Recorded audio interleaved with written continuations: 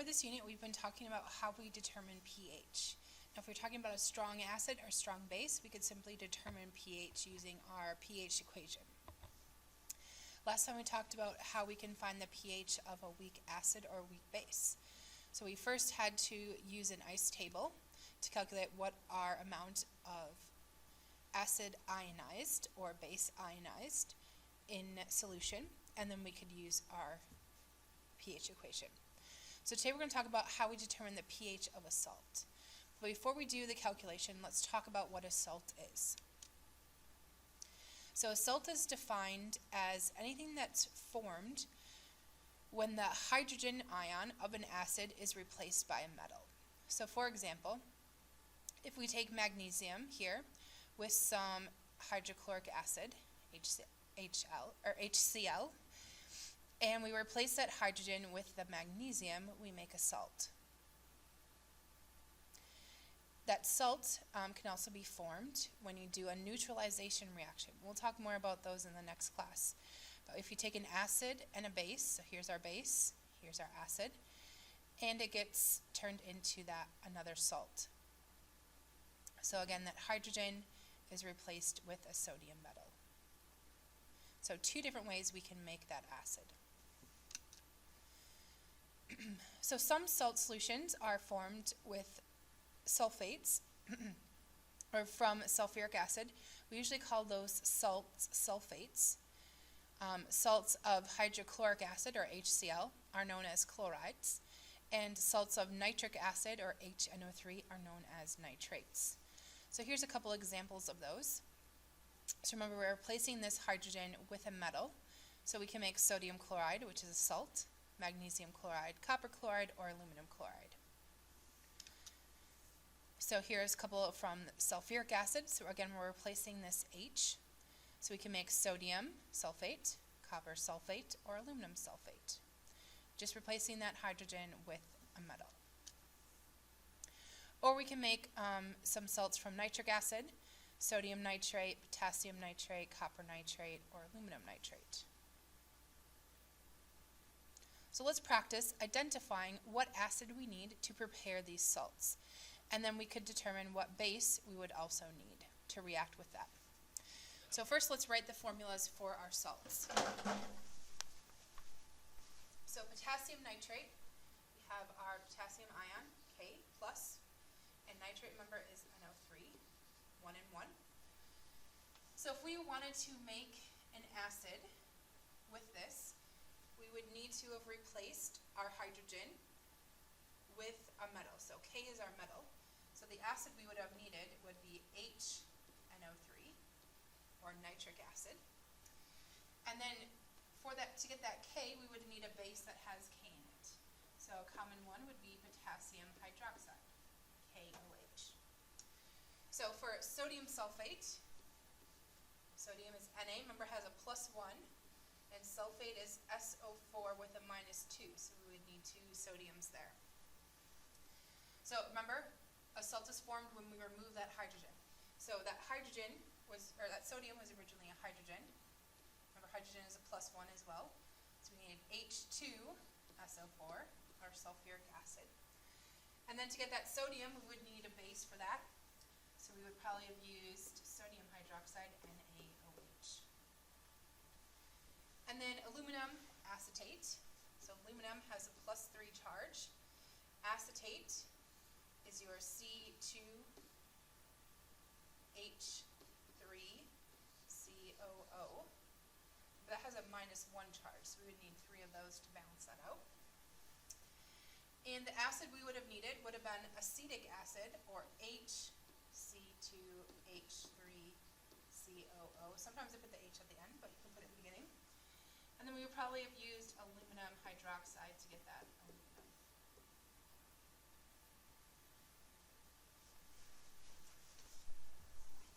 We can do this another way as well. Sometimes it's easier to visualize when you have a reaction.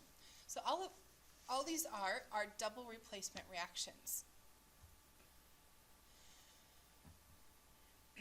So we have our salt here. We're going to react it with some water, and we should make our acid and our base. So we're going to determine then, based on what it forms, if the salt was acidic, basic, or neutral. So, double replacement. So the outside things, so sodium and hydroxide should make NaOH. Remember, you don't have that plus sign there anymore. And then the other thing, H and Cl should bond together. Remember, your positive one always goes first. So we make a strong base, sodium hydroxide. Remember, that's one of your strong bases. And you also make a strong acid. So a strong acid and a strong base are going to make a neutral compound, or a neutral salt. So sodium chloride is then a neutral salt. Let's try the other one. So if we take iron and react it with hydroxide, we get iron 2, so we would need to put parentheses, and our 2 on the outside, and H and Cl, 1 and 1. So Cl, remember, is our strong acid. And iron is not one of our strong bases. Remember, it has to be group 1 or group 2 with an OH. That means it's a weak base. So if we have a weak base and a strong acid, what's going to win out? And that would be an acid, so it's going to be acidic. So iron chloride would be an acidic salt because it gives us our strong acid. And then let's try the last one. So potassium and hydroxide will make our KOH, 1 and 1. And then hydrogen and fluorine make your other compound. So hydrofluoric acid, remember, is a weak acid. And KOH, group 1 with hydroxide, makes it a strong base. So strong base, weak acid, what's going to win out? Our base, so our salt, potassium fluoride, is going to be a basic salt. Now, you can determine whether a salt is an acid, base, or neutral salt compound a little bit easier.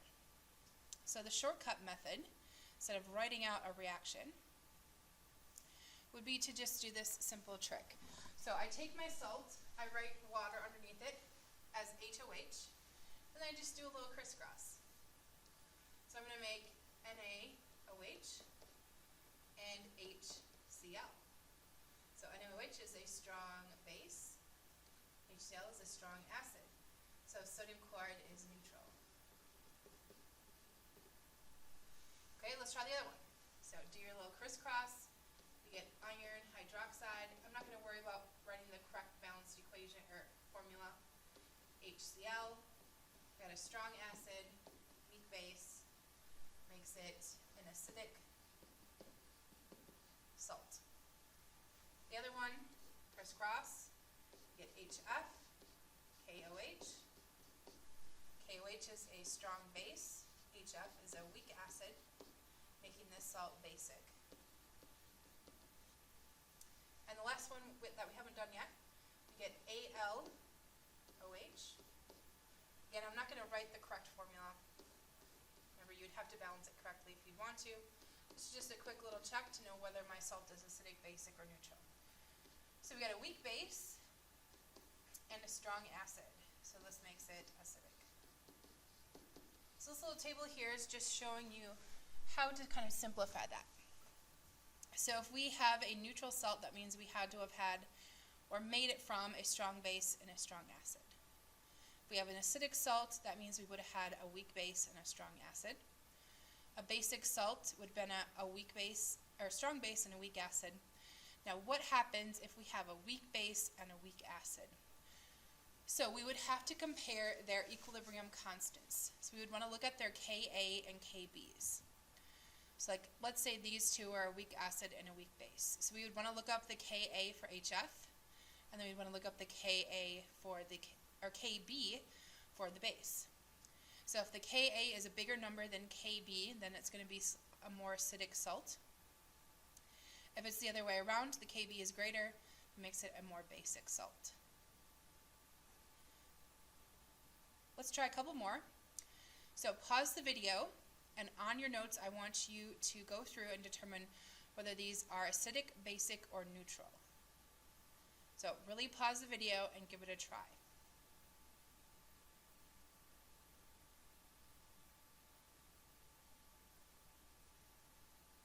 Okay, let's go through the answers.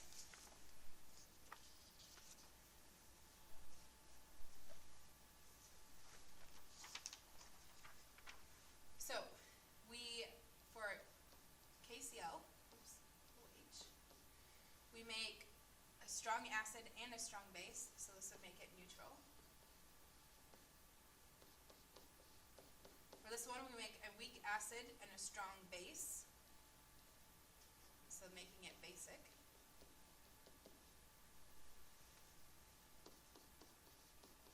The next one, we make HCl, which is a strong acid, and FeOH, which is a weak base, so making it acidic.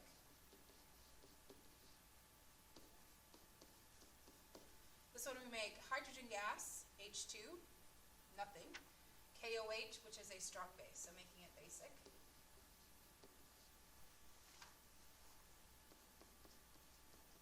The next one we have HNO3, which is a strong acid, and LiOH, which is a strong base, so making it neutral. Next one we have HNO2, which is a weak acid, KOH, which is a strong base, making it basic. Next we make LiOH, strong base, and acetic acid, which is a weak acid, so making it basic. Next one, we make H2SO4, which is a strong acid, and CuOH, which is a weak base, so making it acidic.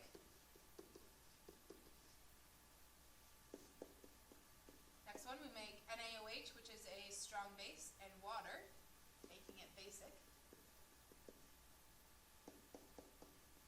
Next one, we make ammonium hydroxide, which is a weak base, and hydrochloric acid, a strong acid, making it acidic salt. Next one, we make HBr, which is a strong acid, and aluminum hydroxide, weak base, so making it acidic salt. And the last one, Hi, which is a strong acid, and KOH, which is a strong base, so making it neutral. So before we calculate a pH of a salt, we need to know whether it's acidic, basic, or neutral. So this will be the first step whenever you try to find the pH of a salt. So here are the steps we're going to take. First, we need to know what is the concentration of our salt solution. So that will be given to you in the problem. Then you want to determine whether it's an acidic, basic, or neutral salt. Then we're going to write the equation for how the ion interacts with the water. And then we need to look up our Ka or our Kb value. So if our salt is acidic, we want a Ka for it. And if our salt is basic, we want a Kb for it. So let's try this example together. So we want to calculate the pH of a 0.5 molar solution of KCN. So first step, we want to determine whether our salt is acidic, basic, or neutral. Okay, so HCN is a weak acid, and KOH is a strong base. So that means we're going to be a basic salt. So we want to write how our ion interacts with water. Potassium will be there. Remember, it's just going to be a spectator in this case, so it's not really going to interact with our water. So we said it's basic, so it's going to act as a base. The base gains hydrogen. So we're going to make HCN, and we're going to be left with hydroxide. So now we want to go to our Appendix D to look up our get our Ka and Kb values. Now, we're going to look up HCN, and that's an acid. So we're going to get a Ka value. But remember, our salt is basic, so we need to find its accompanying Kb value. So when you look up in Appendix A, HCN, or hydrocyanic acid, you get 4.9 times 10 to the negative 10. Now remember, and if you look up the ion, Cn, you will not find anything. So we need to get that value. So if we remember our equation, Kw equals our Ka times our Kb. So we know the Ka, we need the Kb, we know water. Remember, water is 1.0 times 10 to the negative 14th. And our Ka is 4.9 times 10 to the negative 10. So we can solve for our Kb. Because our salt is basic, we need that Kb. But you won't find that one in the table, you'll have to calculate it. So we're going to divide by 4.9 times 10 to the negative 10. Remember, make sure these are in parentheses so your calculator does the order of math correctly. And I get 2.0 times 10 to the negative 5th for my Kb. Okay, so now it becomes just like a normal ice problem. So my goal is to get the pH. So initially I start with 0.5 of my KCN. Remember, potassium is really there, but it's just a spectator, it doesn't do anything. So we kind of ignore it. We ignore water, water's liquid. 0 and 0 of our products. So we're going to lose some X, we're going to gain some X. 0.5 minus X at equilibrium. We're going to have X and X here. So if we write our expression for Kb, we're going to have our two products on top and our OH. On bottom, we're going to have our Cn. So we're going to plug in our equilibrium values, and again, we're going to make that assumption.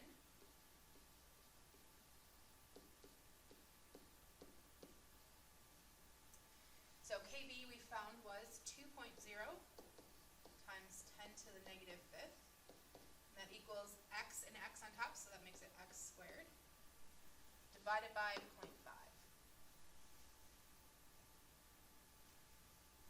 So solve for X in your calculator, and I get 0.0032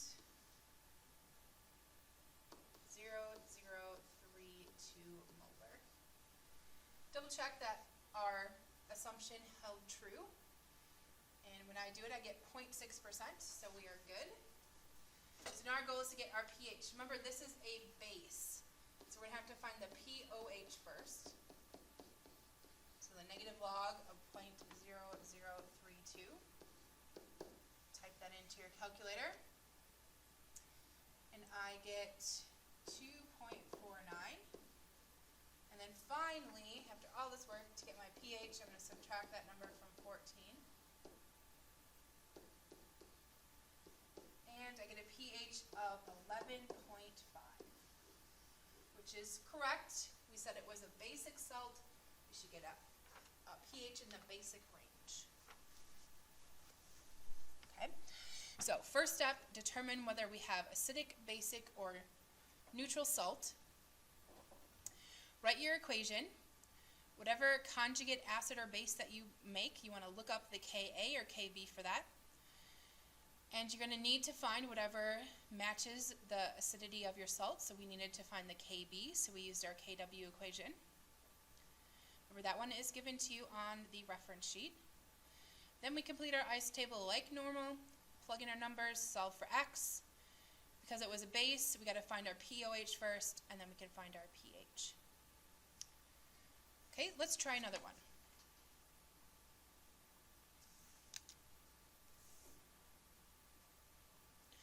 So what would be the pH of a 0.2 molar ammonium chloride solution?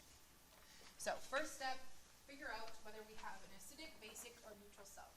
So ammonium, NH4, plus 1, remember, and chlorine is a minus 1, so 1 to 1. Put my little water underneath. So I make ammonium hydroxide, which is a weak base, and hydrochloric acid, which is a strong acid. this is going to be an acidic salt. So I'm going to write my equation then. Remember, chlorine is going to be the spectator this time because we're talking about the acid part. So I'm going to have NH4 plus 1 reacting with some water.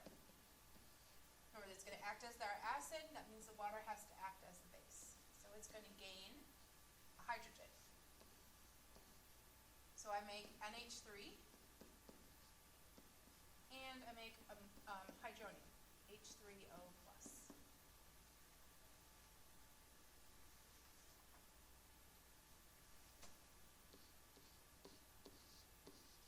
Now I want to look up my Kb of my conjugate base. And my Kb I get 1.8 times 10 to the negative fifth.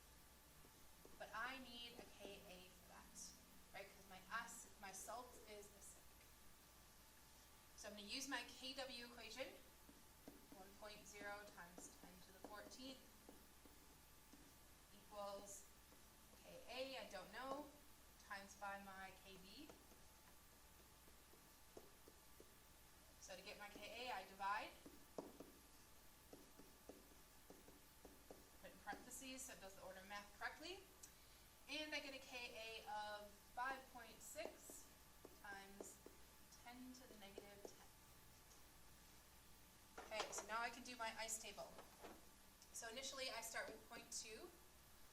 Don't care about the water. 0 and 0. So I'm going to lose some, gain some. At equilibrium, I'm going to have 0.2 minus x. And for my products, I'm going to have x and x. I'm going to make the assumption that x is much smaller than 0.2. And I plug into my expression. So Ka equals my two products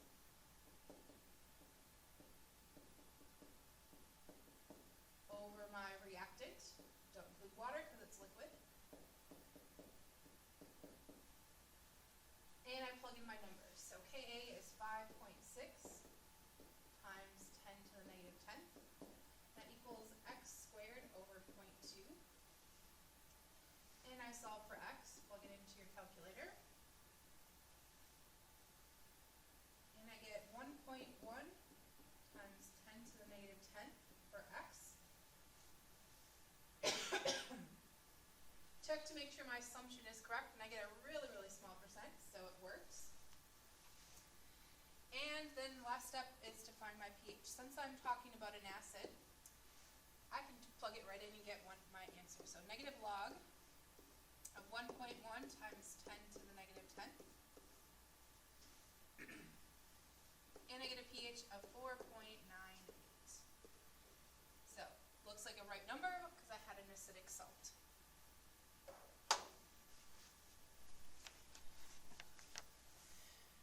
Okay, last type of problem. Let's do one more. So here we have, what is the pH of a 0.4 molar potassium bromide solution? So first thing, we want to determine if our salt is acidic, basic, or neutral. So, HBr. Madison, down to the office, please. Sorry about that. HBr, we get it being a strong acid. And KOH, we get a strong base. So strong acid, strong base makes it a neutral salt. And what is the pH of something that is neutral? This one's a nice one. My pH is 7. That would be my answer. So if you're lucky, maybe I gave you one of those on your assignment.